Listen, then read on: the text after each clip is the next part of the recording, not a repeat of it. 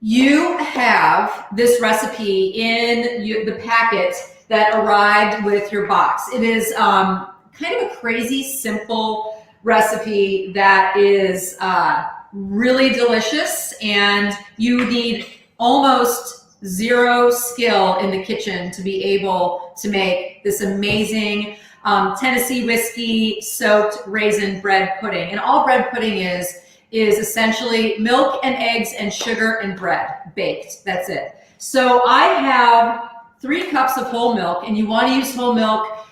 You want the fat. It's where the flavor, I mean, frankly, that's where the flavor is. And I'm not going to add all of the milk at once.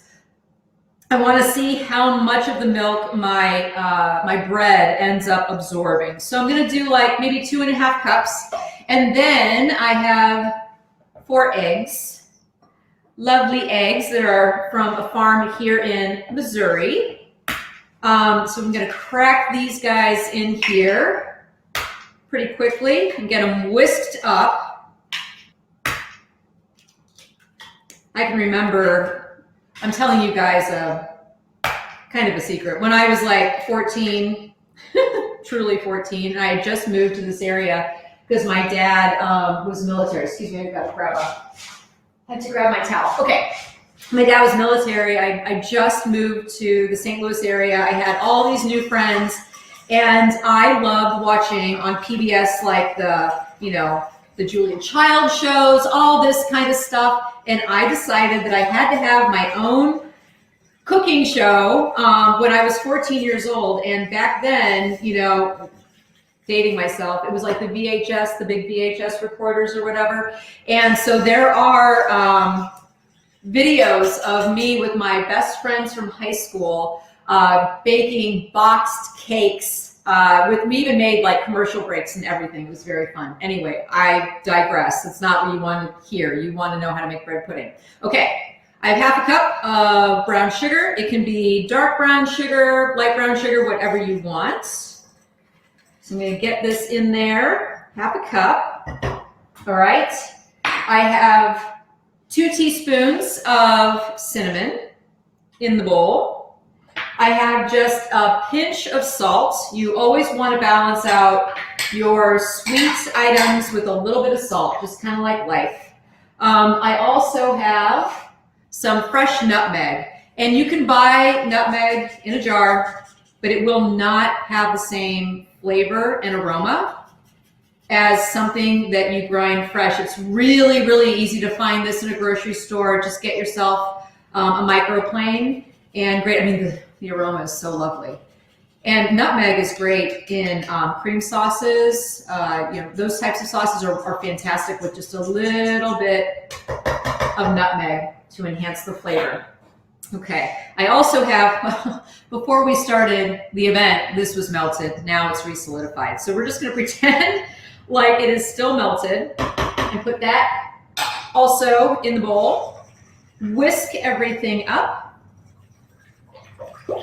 This is the kind of thing that if you have guests coming in, I know we don't have a lot of guests right now, but if you do have at any point in time people who you want to feed the next day or a couple of days from now, this is absolutely the kind of thing that you could bake ahead and keep on hand and reheat it. It's very sturdy, which is not normally something that is great in food, but trust me, it's delicious in this bread pudding.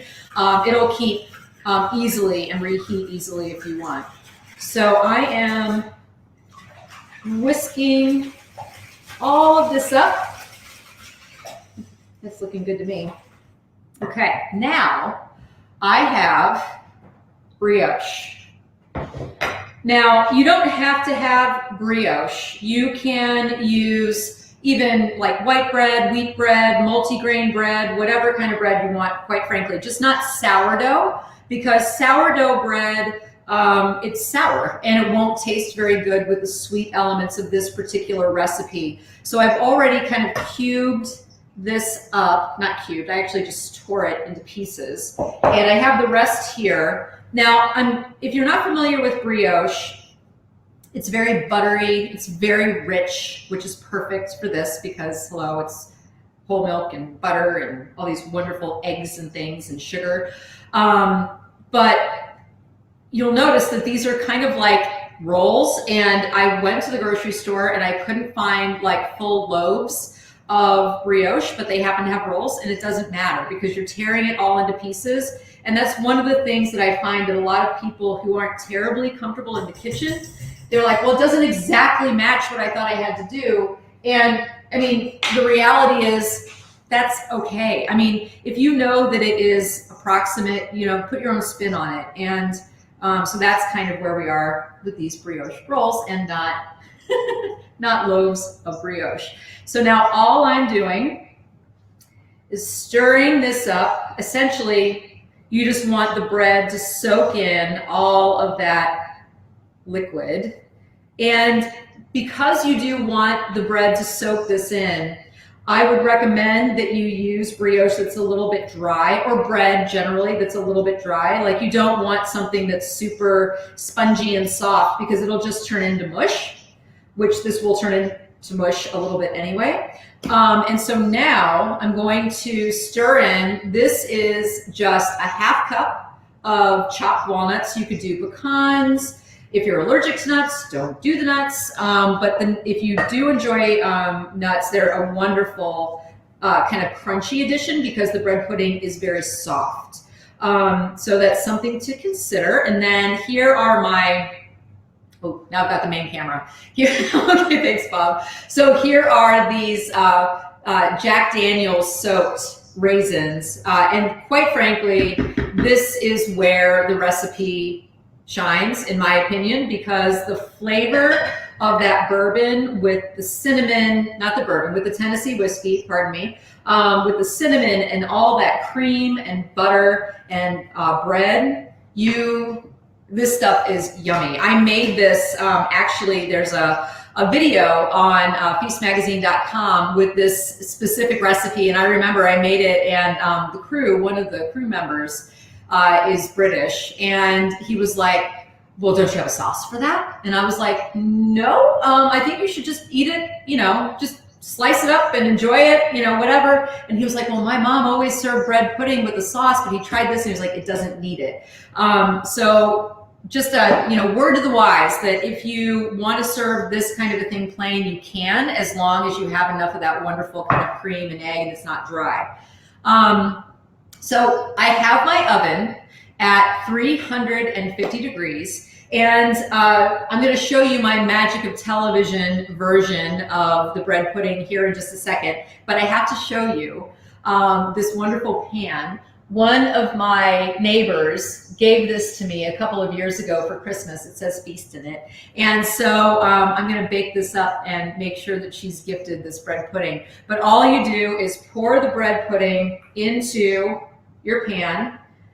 And this is obviously too small for that entire amount. But when you're baking the bread pudding, it's going to puff up. And this is a extremely generously buttered dish. So you'll see that there's butter kind of smeared everywhere, and that's so it doesn't stick, but also for flavor. And so I'm gonna pop this into the oven. It's gonna take between 40 and 50 minutes to bake. It takes a little bit because it's very dense. So just be patient, and I promise it will puff up and be golden. And I'm gonna show you.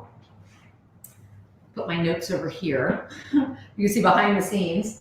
So this is my Magic of Television version that I baked earlier today. And it's the full 9x13 pan that is listed in the recipe. So you can see it just comes right out. And except for that little guy, it'll come right out. There we go.